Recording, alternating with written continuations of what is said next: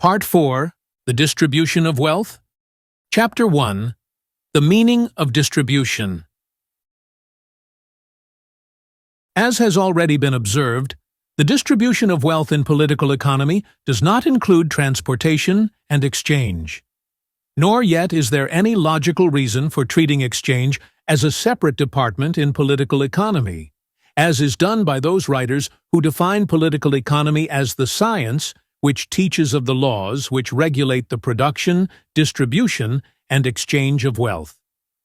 Transportation and exchange are properly included in production, being a part of the process in which natural objects are, by the exertion of human labor, better fitted to satisfy the desires of man. Nor yet again is there any logical reason in the division of the field of the science of political economy for establishing other departments treating of the consumption of wealth or of taxation. Taxation is a matter of human law, while the proper subject of science is natural law. Nor does the science of political economy concern itself with consumption. It is finished and done. The purpose for which production began is concluded when it reaches distribution.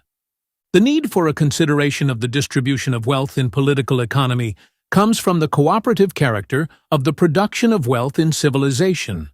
In the rudest state of humanity, where production is carried on by isolated human units, the product of each unit would, in the act of production, come into possession of that unit, for there would be no distribution of wealth and no need for considering it.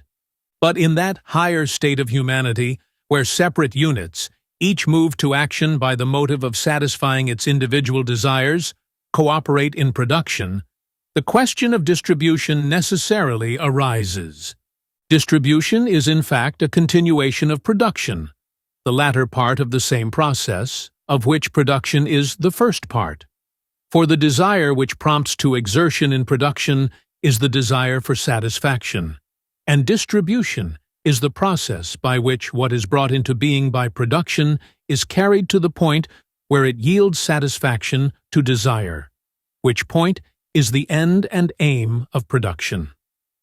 In a logical division of the field of political economy, that which relates to the distribution of wealth is the final part.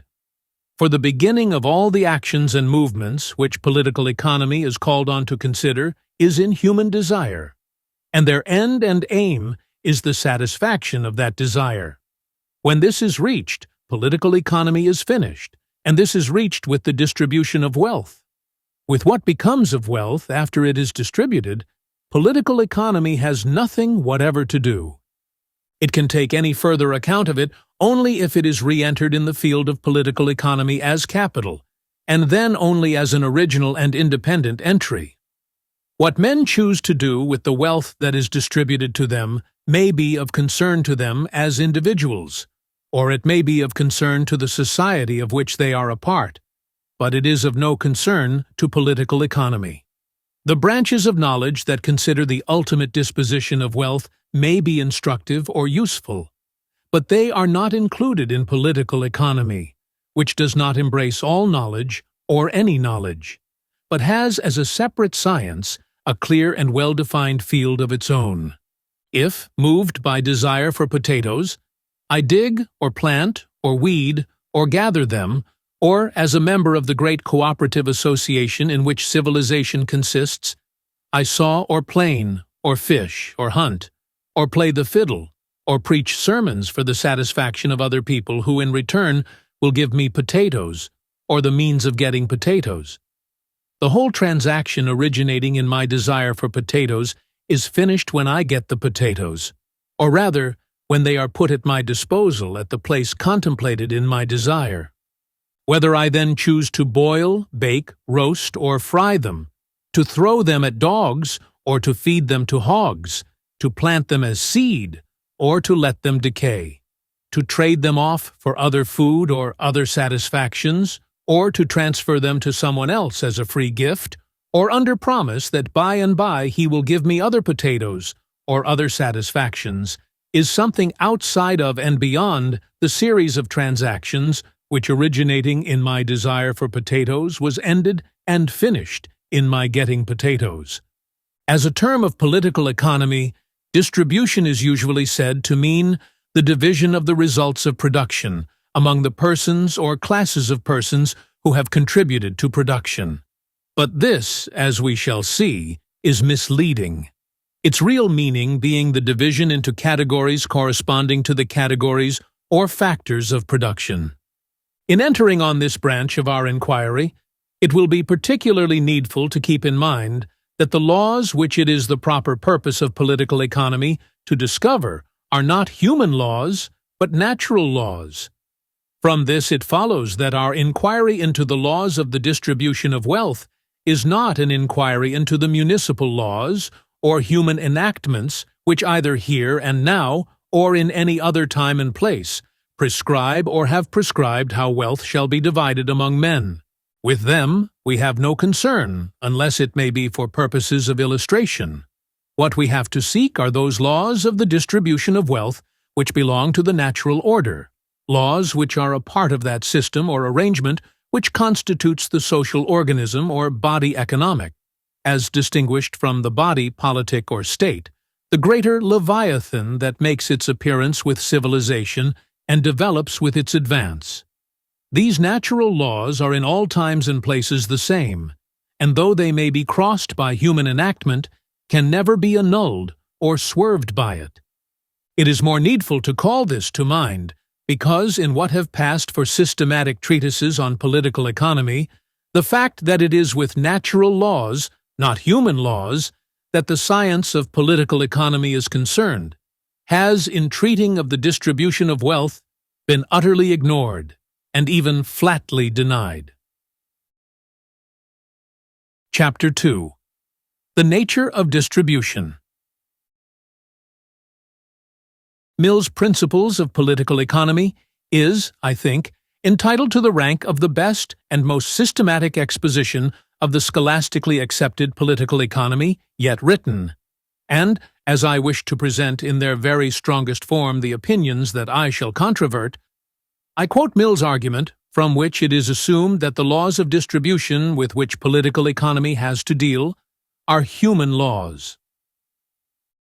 The laws and conditions of the production of wealth partake of the character of physical truths. There is nothing optional or arbitrary in them. Whatever mankind produces must be produced in the modes and under the conditions imposed by the constitution of external things and by the inherent properties of their own bodily and mental structure. But it is not so with the distribution of wealth. That is a matter of human institutions solely.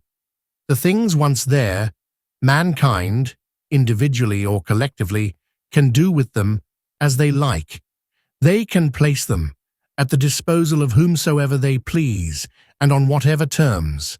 Further, in the social state, in every state except total solitude, any disposal whatever of them can only take place by the consent of society, or rather of those who dispose of its active force. Even what a person has produced by his individual toil, unaided by anyone, he cannot keep unless by the permission of society. Not only can society take it from him, but individuals could and would take it from him if society remained passive, if it did not either interfere en masse or employ and pay people for the purpose of preventing him from being disturbed in possession. The distribution of wealth, therefore, depends on the laws and customs of society. The rules by which it is determined are what the opinions and feelings of the ruling portion of the community make them, and are very different in different ages and countries, and might be still more different if mankind so chose. The opinions and feelings of mankind, doubtless, are not a matter of chance. They are consequences of the fundamental laws of human nature, combined with the existing state of knowledge and experience, and the existing condition of social institutions and intellectual and moral culture. But the laws of the generation of human opinions are not within our present subject. They are part of the general theory of human progress, a far larger and more difficult subject of inquiry than political economy. We have here to consider not the causes, but the consequences of the rules according to which wealth may be distributed. Those, at least, are as little arbitrary and have as much the character of physical laws as the laws of production. Human beings can control their own acts, but not the consequences of their acts, either to themselves or to others. Society can subject the distribution of wealth to whatever rules it thinks best, but what practical results will flow from the operation of those rules must be discovered, like any other physical or mental truths, by observation and reasoning. We proceed then to the consideration of the different modes of distributing the produce of land and labor which have been adopted in practice or may be conceived in theory. In all the dreary waste of economic treatises that I have plodded through, this, by a man I greatly esteem, is the best attempt that I know of to explain what is really meant in political economy by laws of distribution. And it is no small evidence of Mill's superiority to those who, since the time of Adam Smith, had preceded him, and to those who, since his own time, have followed him in treatises which bear the stamp of authority in our schools and colleges, that he should feel it incumbent on him even to attempt this explanation. But this attempt brings into clear relief the unscientific character of what had passed, and yet still passes as expositions of the science of political economy.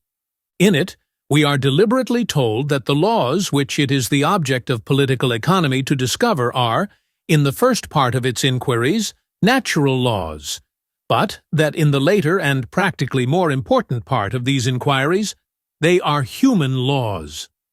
Political economy of this sort is as incongruous as the image that troubled Nebuchadnezzar, with its head of fine gold and its feet part of iron and part of clay. For in the first part, its subject matter is natural law, and in the last and practically more important, it is human law. Let us examine this argument carefully, for it is made on behalf of the current political economy by a man who, from his 12th year, had been carefully trained in systematic logic, and who, before he wrote this, had won the highest reputation as a logician. The plausibility of the argument comes from the leading proposition. The things once there, mankind individually or collectively can do with them as they like. It is evidently this that, in the mind of Mill himself, and in the minds of the professors and students who have since gone over his principles of political economy, has seemed to prove beyond peradventure that though the laws of production may be natural laws, the laws of distribution are human laws, for in itself this proposition is a self-evident truth. Nothing, indeed, can be clearer than that the things once there, mankind individually or collectively can do with them as they like. That is to say, wealth once produced, human law may distribute it as human will may ordain. Yet while this proposition, that things once there mankind can do with them as they like, is in itself irrefutable, the argument in which it is introduced is an egregious instance of the fallacy called by the logicians petito principii, or begging the question.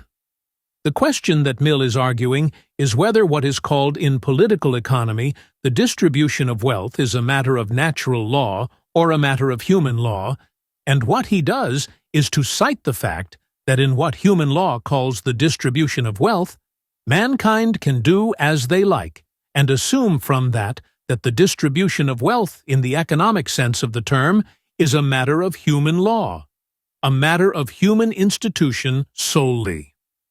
Such a fallacy could not have been proposed by Mill, himself a trained logician, nor could have passed current with the trained logicians who, since his time, leaving their logic behind them, have written treatises on political economy, had it not been for the fact that in the scholastic political economy the real nature of the distribution of wealth has been slurred over, and the question of what natural laws may have to do with it utterly ignored. Let us endeavor to settle this. The original meaning of the word distribution is that of a division into or among. Distribution is thus an action, presupposing an exertion of will, and involving a power of giving that will effect. Now, as to things already there, that is to say, with wealth that has already been produced, it is perfectly clear that their division or distribution among men is determined entirely by human will backed by human force. With such a distribution, nature is not concerned, and in it she takes no part. Who shall possess or enjoy them is a matter purely of human will and force. Mankind can place them at the disposal of whomsoever they please and on whatever terms. Thus, in this sense, the distribution of things already in existence is indeed a matter solely of human will and power. Where in civilized society it is human institutions that decide among whom wealth shall be divided, as for instance in the case of an insolvent, and the case of the estate of a deceased person, or in case of controverted ownership. The municipal law governing such distribution is to be found recorded in written or printed statutes, in the decisions of judges, or in traditions of common use and wont. It is in cases of dispute authoritatively expounded by courts, and is carried into effect by sheriffs or constables or other officials having at their back the coercive power of the state, with its sanctions of seizure of property and person, fine, imprisonment, and death.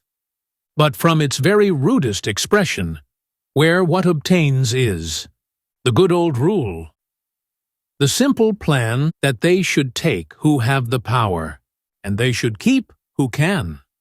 To societies with the most elaborate machinery for declaring and enforcing human laws of distribution, such laws always are and always must be based upon human will and human force. How then can we talk of natural laws of distribution? Laws of nature are not written or printed, or carved on pillars of stone or brass. They have no parliaments, or legislatures, or congresses to enact them, no judges to declare them, no constables to enforce them. What then can we really mean by natural laws of the distribution of wealth? What is the mode or method by which wealth may be said to be distributed by natural law, without human agency, among individuals or classes of individuals? Here is the difficulty that, not having been cleared up in economic works, has given plausibility to the assumption into which the scholastic economy has fallen, in assuming that the only laws of distribution with which political economy can deal are not natural laws at all, but only human laws, an assumption that must bring any science of political economy to an end with production. Laws of nature, as was explained in the first part of this work, are the names which we give to the invariable uniformities of coexistence and sequence which we find in external things, and which we call laws of nature, because our reason apprehends in them evidence of an originating will, preceding and superior to human will. Let us call in the aid of that most potent instrument of political economy, imaginative experiment, to see if we do not find evidence of such laws of nature, the only laws with which a true science of political economy can deal in the matter of the distribution of wealth. The shifting of desert sands reveals to a roving tribe wealth produced by a long-dead civilization. Rings, coins, bracelets, precious stones, and delicately carved marbles. The things are there. They have been produced. The tribesmen, individually or collectively, can do with them as they like, and place them at the disposal of whomsoever they please, and on whatever terms. Nature will not interfere. But things freshly produced this day or this minute are as truly here as things produced centuries ago. Why should not mankind individually or collectively do with them also as they like? They can do so with no more remonstrance from the things themselves or from external nature than would attend the rifling of Egyptian tombs by Bedouins. Why should not civilized men rifle the products of farm, mine, or mill as soon as they appear? Human law interposes no objection to such collective action, For human law is but an expression of collective human will, and changes or ceases with changes in that will. Natural law, so far as it is comprehended in what we call physical law, interposes no objection. The laws of matter and energy in all their forms and combinations pay no heed whatever to human ownership. Yet it needs no economist to tell us that if in any country the product of a living civilization were treated as the Bedouins treat the products of a dead civilization, the swift result would be fatal to that civilization, would be poverty, famine, and death to the people individually and collectively. This result would come utterly irrespective of human law. It would make no difference whether the appropriation of things once there without regard to the will of the producer were in defiance of human law or under the sanction of human law. The result would be the same. The moment producers saw that what they produced might be taken from them without their consent, production would cease and starvation begin. Clearly, then, this inevitable result is not a consequence of human law, but the consequence of natural law. Not a consequence of the natural laws of matter and motion, but a consequence of natural laws of a different kind. Laws no less immutable than the natural laws of matter and motion. For natural law is not all comprehended in what we call physical law. Besides the laws of nature that relate to matter and energy, there are also laws of nature that relate to thoughts and will. And should we treat the present products of farm, mine, mill, or factory as we may treat the products of a dead civilization, we shall feel the remonstrance of an immutable law of nature wherever we come in conflict with the moral law. This is not to say that any division of wealth that mankind individually or collectively may choose to make will be interfered with or prevented. Things once here, once in existence in the present, are absolutely in the control of the men of the present, and they can place them at the disposal of whomsoever they please and on whatever terms. A remonstrance of the moral law of nature to their action will not show itself in or in relation to these identical things, but it will show itself in the future, in checking or preventing the production of such things. Things on which the natural laws of distribution exert their control are not things already produced, but things which are being, or are yet to be, produced. Production in political economy is not something which goes on for a while and then stops, when its product, wealth, has been brought into being, nor is it something related only to a production that is finished and done. Both production and distribution are properly conceived of as continuous, resembling not the drawing of water in a bucket, but the drawing of water through a pipe. Or better still, in the conveyance of water over an elevation by means of a bent pipe or siphon, of which the shorter arm may stand for production and the longer for distribution. It is in our power to tap this longer arm of the pipe at any point below the highest, and take what water is already there. But the moment we do so, the continuity of the stream is at an end, and the water will cease to flow. Production and distribution are, in fact, not separate things, but two mentally distinguishable parts of one thing: the exertion of human labor in the satisfaction of human desire. Though materially distinguishable, they are as closely related as the two arms of the siphon. And as it is the outflow of water at the longer end of the siphon that is the cause of the inflow of water at the shorter end, so it is that distribution is really the cause of production, not production the cause of distribution. In the ordinary course, things are not distributed because they have been produced, but are produced in order that they may be distributed. Thus, interference with the distribution of wealth is interference with the production of wealth and shows its effect in lessened production. To use again the analogy supplied by our material frames, blood stands in the same relation to the physical body that wealth does to the social body, distributing throughout all parts of the physical frame potentialities akin to those which wealth carries to the social frame. But though the organs that distribute this vital current are different from the organs that produce it, their relations are so intimate that seriously to interfere with the distribution of the blood is necessarily to interfere with its production. Should we say of the blood that passes into the great pumping station, the heart, "It has been produced, it is here, and we may do with it as we please"? And acting on the word, diverted from its course through the organs of distribution, at once the great pump ceases to beat, and the organs that produce blood lose their power and begin to decompose. And as to pierce the heart and divert the blood that has been produced from the natural course of its distribution is to bring about the death of the physical organism most swiftly and certainly, so to interfere with the natural laws of the distribution of wealth is to bring about a like death of the social organism. If we seek the reason for ruined cities and dead civilizations, we shall find it in this. Chapter 3. Physical and Moral Laws.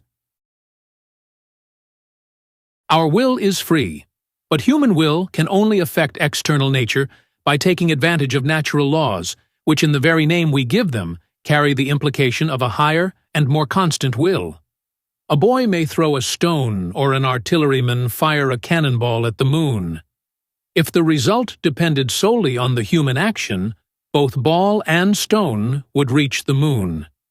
But the governance of natural law, without conformity to which even such action as throwing a stone or firing a cannonball cannot take place, continuing to modify results, brings both to the ground again, the one in a few feet and the other in a few thousand feet. And the natural laws which political economy discovers, whether we call them laws of production or laws of distribution, have the same proof, the same sanction, and the same constancy as the physical laws. Human laws change, but the natural laws remain the same yesterday, today, and tomorrow. Manifestations to us of a will that, though we cannot obtain direct knowledge of it through the senses, we can yet see never slumbers nor sleeps, and does not change in jot or tittle.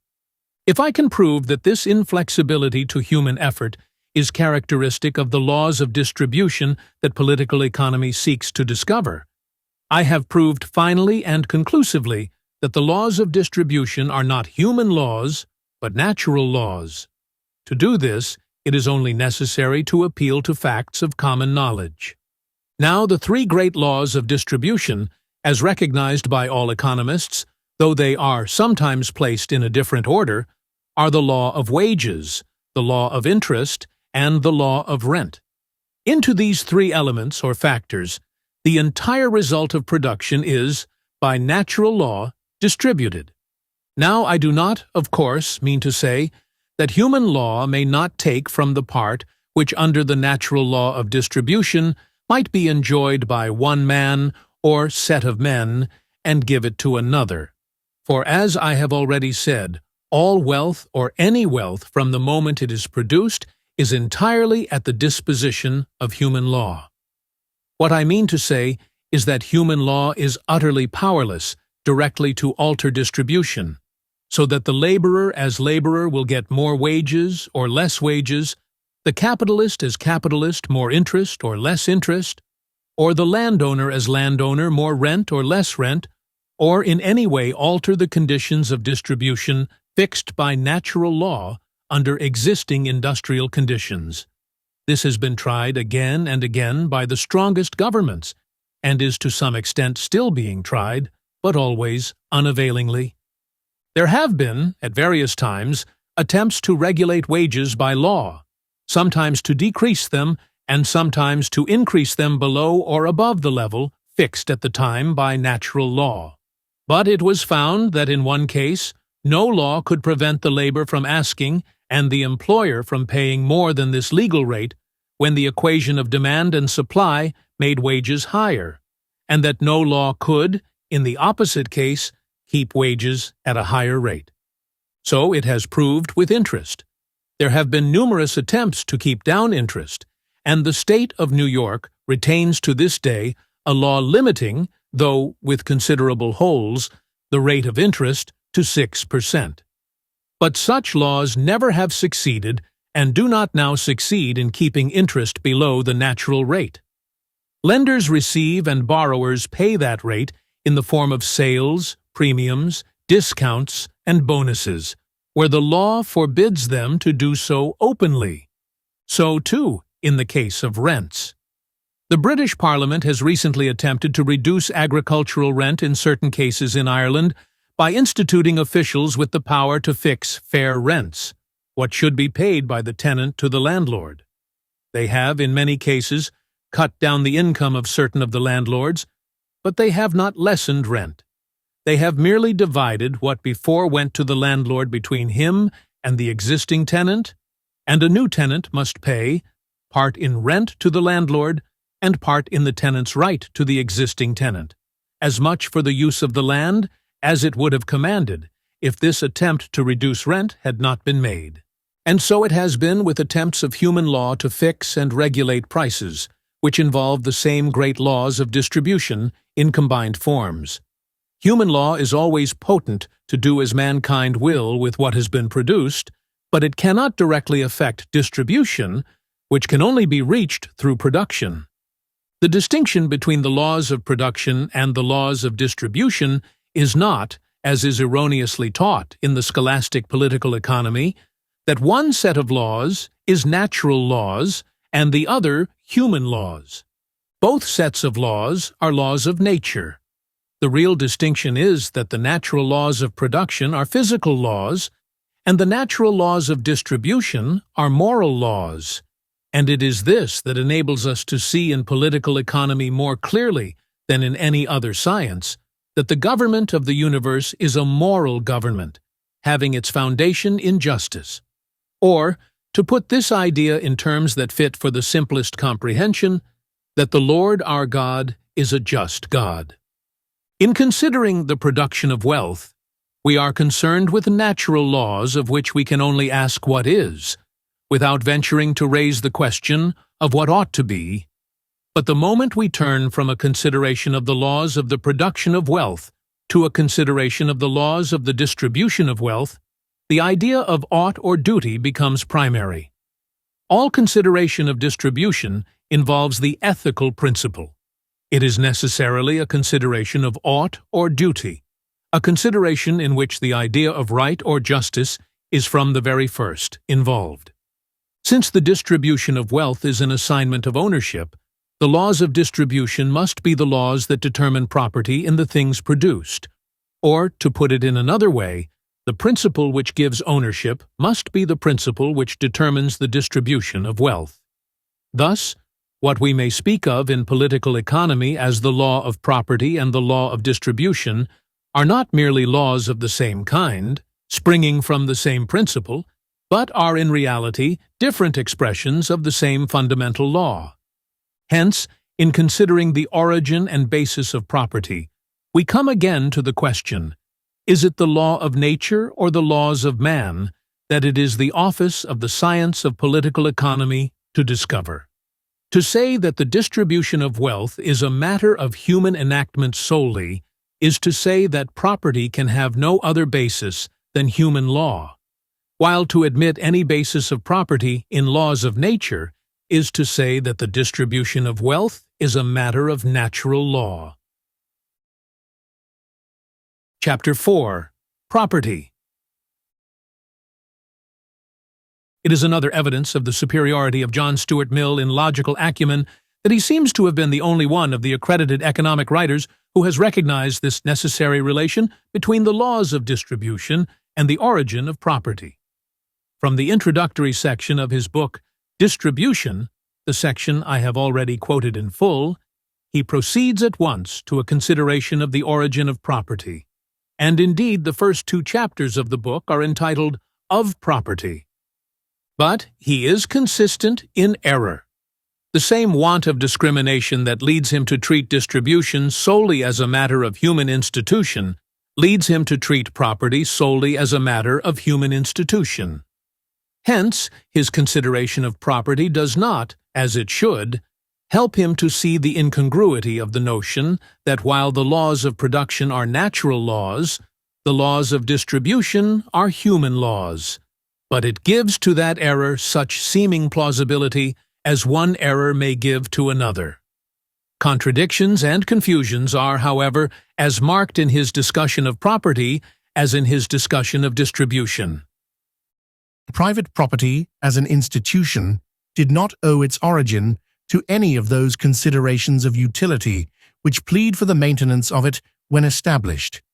Enough is known of rude ages, both from history and from analogous states of society in our own time, to show that tribunals, which always precede laws, were originally established, not to determine rights, but to repress violence and terminate quarrels.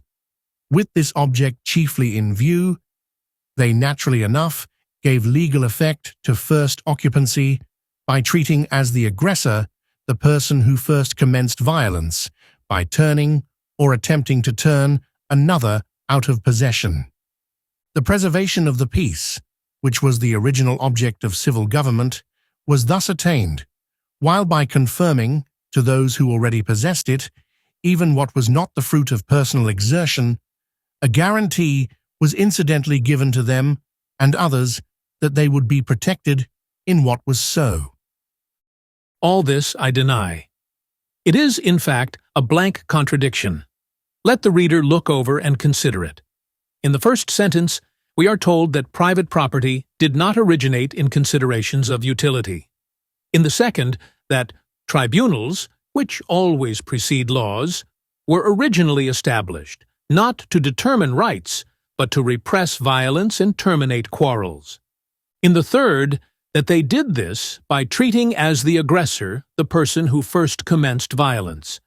In the fourth, it is stated that the preservation of the peace was the original object of such tribunals, and that by securing possession where there was no right, they incidentally secured possession where there was right. Thus, the first sentence asserts that private property did not originate in considerations of utility, and the three succeeding sentences that it did. For when all consideration of right is eliminated, what remains as a reason for the preservation of the peace by the repression of violence and determination of quarrels, if not the consideration of utility?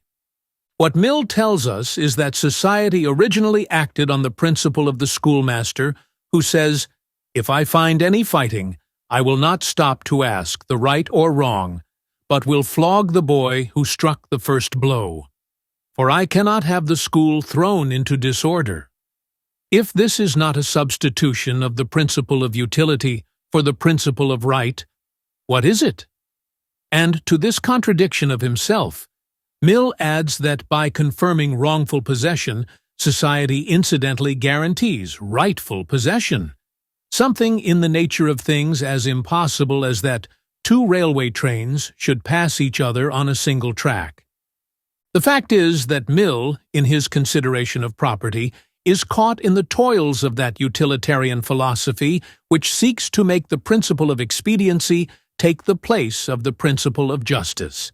Men can no more do this consistently than they can live without breathing, and Mill, in his very attempt to base the institution of property on human law, is driven, despite himself, into recognizing the moral law and into talking of right and wrong, of ought and ought not, of just and unjust. Now these are terms which imply a natural law of morality. They can have no meaning whatever if expediency be the basis of property and human law its warrant. The contradictions of this paragraph are shown through the whole consideration of the property it introduces. While he strives to treat property solely as a matter of human institution, over and over again, we find Mill forced to abandon his position and appeal to something superior to human institution, to right or justice. Thus, in what follows, the paragraph I have quoted, we find statements utterly contradictory of the notion that property has its origin in expediency and is determined by human enactment. In the very next section to that, in which we are told that the origin of property is not in justice, but in expediency, not in the desire to determine rights, but the desire to repress violence, we are told.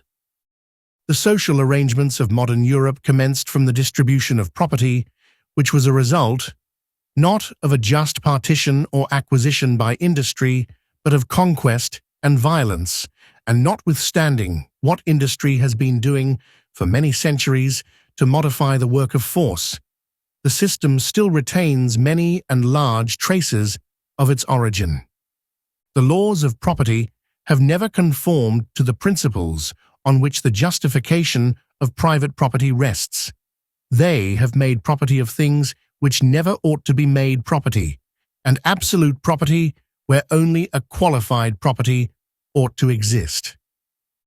Here we are told that, as a matter of fact, human laws of property did not originate in the expediency of repressing violence, but in violence itself, that they have never conformed to what we can only understand as the natural law of property, but have violated that natural law by treating as property things that under it are not property. For to say that a human law ought to be different from what the legislature enacts is to say that there is a natural law by which human laws are to be tested. What, indeed, is the natural law of property by which all human enactments are to be tested? Mill, a little later, shows himself to be conscious of, for he says, "Private property, in every defense made of it, is supposed to mean the guarantee to individuals of the fruits of their own labor and abstinence." And this basis of a natural right of property, a right which is unaffected by and independent of all human enactments, is still further on, even more definitely and clearly stated.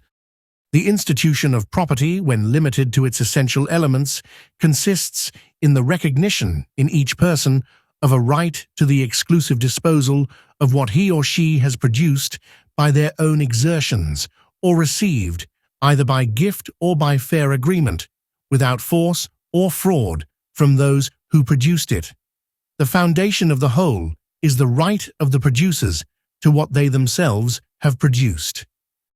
After thus conceding everything to natural law, Mill becomes concerned again for human law, and appeals to the categorical imperatives of Kant, the ought of moral law, to give sanction under certain circumstances to human law, declaring that possession which has not been legally questioned within a moderate number of years ought to be, as by the laws of all nations it is, a complete title. Then, recognizing for a moment the incongruity of making a legal possession, that is to say, possession by virtue of human law, equivalent to possession by virtue of natural law, he continues, It is scarcely needful to remark that these reasons for not disturbing acts of injustice of old date cannot apply to unjust systems or institutions, since a bad law or usage is not one bad act in the remote past, but a perpetual repetition of bad acts, as long as a law or usage lasts. Now, Mill himself has always spoken of property as a system or institution, which it certainly is, and he has just before stated that the existing systems or institutions of property have their source in violence and force, and therefore are certainly, in his own view, unjust and bad. Hence, what he tells us here is in plain English that the sanction of prescription cannot be pleaded in defense of property condemned by the natural or moral law. This is perfectly true, but it is an utter contradiction of the notion that property is a matter of human law. Chapter 5. Cause of Confusion as to Property. Let us pause a moment before we go further in our examination of Mill's reasoning. What is it that so perplexes this trained logician and honestly minded man, involving him in such utter contradictions and confusions when he endeavors to trace the basis of property? It is evidently the same thing that has prevented all the scholastic economists, both those who preceded and those who have succeeded him, from giving any clear and consistent statement of the laws of distribution or of the origin of property. This is a pre-assumption that they cannot bring themselves to abandon. A pre-assumption that land must be included in the category of property and a place found in the laws of distribution for the income of landowners. Since natural law can take no cognizance of the ownership of land, they are driven, in order to support this pre-assumption, to treat distribution and property solely as matters of human institutions. Mill, who, though befogged by his utilitarian philosophy, is in many respects the superior of all these writers, starts on his investigation of distribution and property with the same pre-assumption, with the same string tied to his leg. He had been, as they have all been, from the really great Adam Smith to the most recent purveyors of economic nonsense in Anglo-German jargon, accustomed to regard property in land as the most certain, most prominent, most tangible of all property, that which the lawyers call real property, and which in common speech is recognized as the highest expression of ownership. And his logic is not strong enough to permit him, even at its call, to lay rude hands upon what to Englishmen of his class, and time was the most sacred of institutions. He did indeed come so near questioning it as to excite the dismay of his contemporaries, who deemed him a radical of radicals for utterances that squinted toward the truth. But he always draws back from uttering it.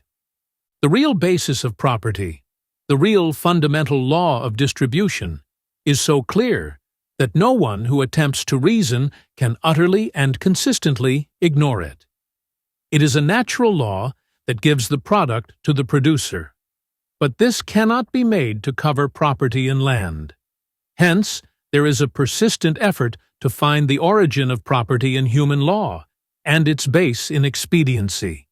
It is evident, even where Mill speaks of property generally, as he has done in what I have to this point commented on, that the real cause of his contradictions and confusions is that he has always in mind property in land.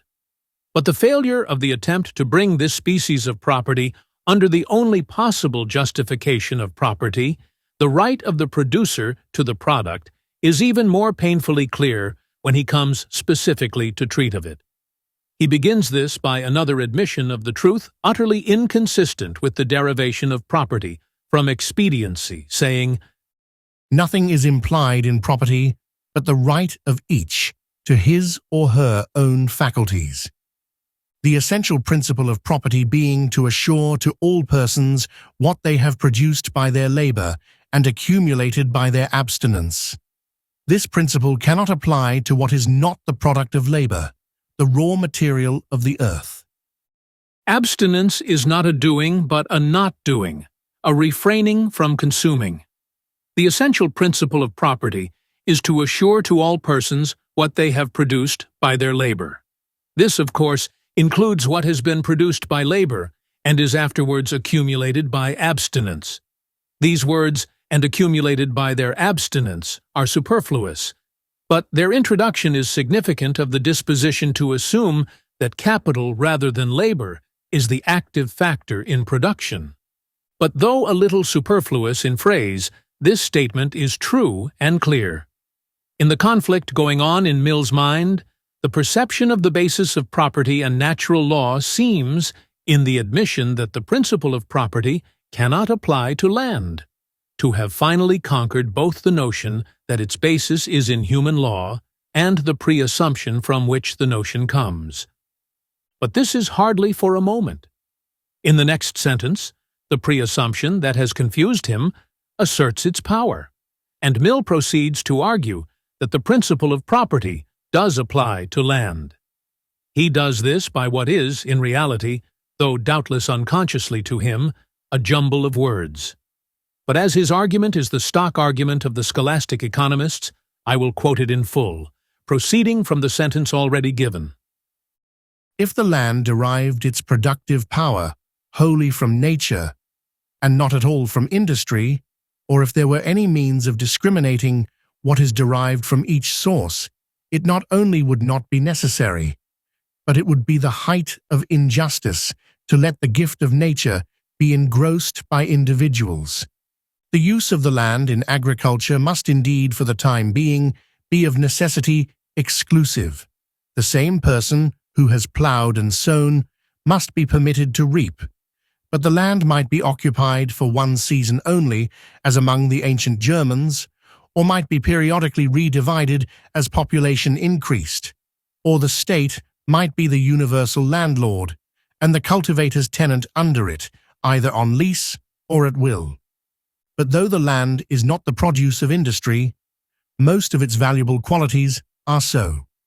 Labor is not only requisite for using, but almost equally so for fashioning the instrument. Considerable labor is often required at the commencement to clear the land for cultivation.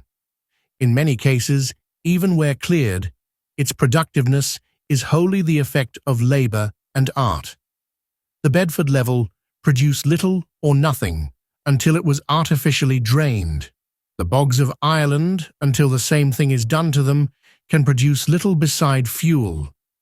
Cultivation also requires buildings and fences, which are wholly the product of labor. The fruits of this industry cannot be reaped in a short period. The labor and outlay are immediate. The benefit is spread over many years, perhaps over all future time. A holder will not incur this labor and outlay when strangers and not himself will be benefited by it. If he undertakes such improvements, he must have a sufficient period before him in which to profit by them, and he is in no way so sure of having always a sufficient period as when his tenure is perpetual. These are the reasons that form the justification, from an economic point of view, of property in land. This argument begins by asserting that the principle of property cannot apply to land. It ends by asserting that it does. The language is loose, for Mill indulges in a practice dangerous where exactness is important. The use of paraphrases for economic terms such as raw material of the earth and gift of nature for land, industry for labor, and valuable qualities for productive powers. But carefully to consider these reasons which are held to justify the unjustifiable is to see that their plausibility is brought about in the same way that a juggler seems to change a watch into a turnip. The substitution of one thing for another, while attention is distracted. In this case, the substitution is of one sense of a word for another different sense of the same word. The word land, as before explained, has two senses. One of these is that of the dry and solid superficies of the globe, as distinguished from water or air, or that of the cultivable matter of the earth, as distinguished from rock or sand or ice or bog. In this sense, we frequently speak of improved land or made land. The other, the economic sense of the word, is that of the natural or passive element in production, including the whole external world, with all its powers, qualities, and products, as distinguished from the human or active element, labor, and its sub-element, capital. In this sense, we cannot speak of improved land or made land. Such phrases would involve contradiction in terms. Now, in the reasoning just quoted, Mill slips from one to the other of these two senses of the word land, not merely in the same connection, but in the same sentence, and even as between the noun and its pronoun without notice to the reader, and seemingly without consciousness on his own part. The first suggestion of this substitution comes in the ifs of the second sentence. If, says Mill, land derived its productive power wholly from nature, and not at all from labor, or if there were any means of discriminating what is derived from each source, it would be the height of injustice to let land be engrossed by individuals. Why these ifs? Mill is here writing as a political economist in a work entitled Principles of Political Economy, and for the purpose in this particular place of discovering whether there is any justification from an economic point of view of property in land. Land, as a term of political economy, means that element of productive power derived from nature, and not at all from labor. It has and can have no other meaning.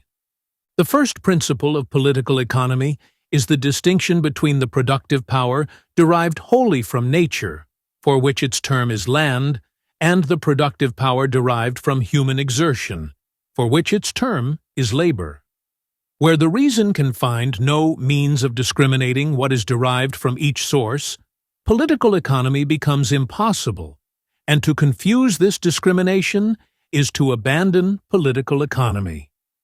This is precisely what Mill does when he goes on in the first sentence of the next paragraph to tell us that, though land is not the produce of industry, most of its valuable qualities are so. He is abandoning political economy by dropping the pronoun in the sense in which he uses the word land in the noun, and falling with seeming unconsciousness into the vague sense of common speech. When he says that land is not the product of industry, he uses the word in the economic sense. But when he says the qualities of land are the produce of labor, he is using the word in that loose ordinary sense in which we speak of improved land. For what single quality of land, in the economic sense of the word, is the produce of labor? Is it gravitation? Is it an extension? Is it cohesion? Is it chemical affinities or repulsions? Is it the qualities shown in generation, germination, and growth? The fact is that abandoning the economic sense of the word land, he resorts to that loose colloquial sense of the word in which we speak of improving the land. And it is with illustrations of improved land and made land that he goes on to show how the qualities of land are products of labor. Let me do a little illustrating, for the confusions to which Mill succumbed are being crammed into the minds of young people by 1,000 professors of political economy. I am writing these pages on the shore of Long Island, where the Bay of New York contracts to what is called the Narrows, nearly opposite the point where our legalized robbers, the custom house officers, board incoming steamers to ask strangers to take their first American swear, and where, if these false oaths really colored the atmosphere, the air would be bluer than is the sky on this gracious day. I turn from my writing machine to the window and drink in, with a pleasure that never seems to pall, the glorious panorama. What do you see? If in ordinary talk I were asked this, I should of course say, I see land and water and sky, ships and houses and light clouds, and the sun, drawing to its setting, over the low green hills of Staten Island, and illuminating all. But if the question referred to the terms of political economy, I should say, I see land and wealth. Land, which is the natural factor of production, and wealth, which is the natural factor so changed by the exertion of the human factor, labor, as to fit it for the satisfaction of human desires. For water and clouds, sky, sun, and the stars that will appear when the sun is sunk are, in the terminology of political economy, as much land as is the dry surface of the earth, to which we narrow the meaning of the word in ordinary talk.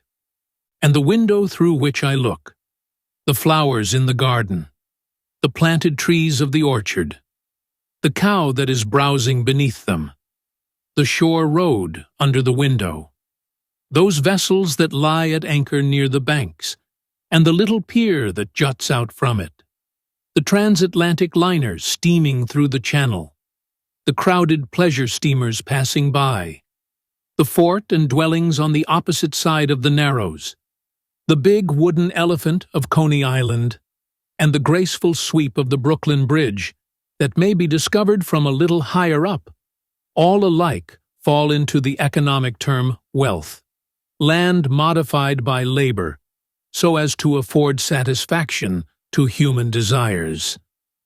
All in this panorama that was before man came here, and would remain were he to go, belongs to the economic category land, while all that has been produced by labor belongs to the economic category wealth, so long as it retains its quality of ministering to human desire.